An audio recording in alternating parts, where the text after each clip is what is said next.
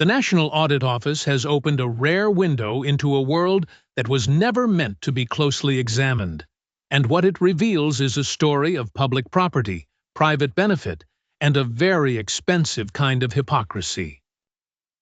Royal Lodge looks less like a home than a fortress of privilege, a 30-room mansion on Crown Estate land leased for 75 years, with Andrew paying a token peppercorn rent after an upfront deal and renovation promises made back in 2003. The arrangement was legal, tidy on paper, and outrageously generous in practice. A public asset was occupied by a prince at near zero annual cost, while the language of duty and restraint continued to float above the whole arrangement like expensive perfume. Then comes the sharper detail, the one that turns privilege into something much harder to defend. The lease reportedly allowed him to sublet 3 cottages on the grounds. The NAO says it does not know how much rent he charged those tenants. That single gap in the record matters more than any royal phrasebook of excuses, because it means private income may have flowed for years through a publicly owned estate with very little visibility and even less accountability. This is where the story stops being merely embarrassing and becomes politically combustible. MPs have reacted with fury, and former leaders of the Public Accounts Committee have called it shocking that a government watchdog was not allowed to see the full flow of money.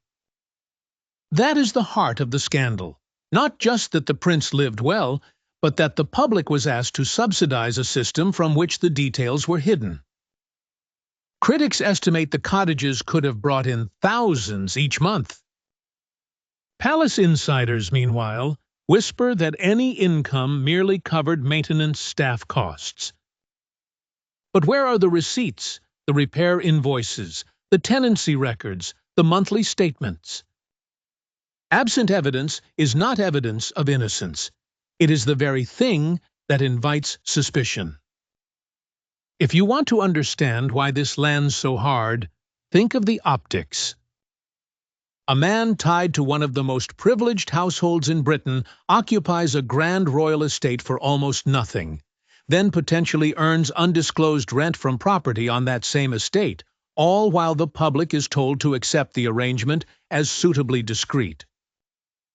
That is not simply a legal structure, it is a can of worms deliberately kept closed. The backlash has now spilled beyond Andrew himself and onto the wider royal housing system.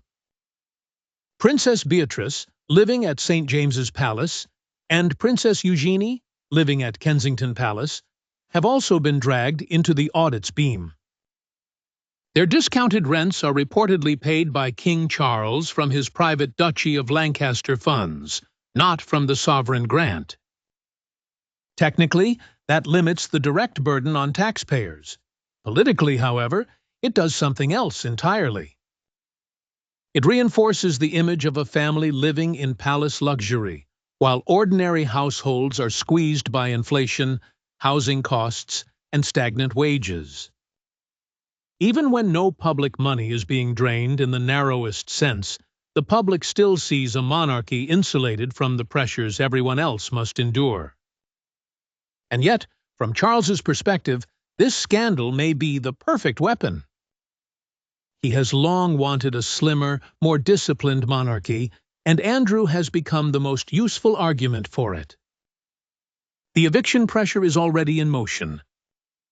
Andrew was pushed out of Royal Lodge earlier this year after the Epstein fallout, but the lease does not technically expire until later. Under its terms, early surrender could have meant compensation of more than £300,000.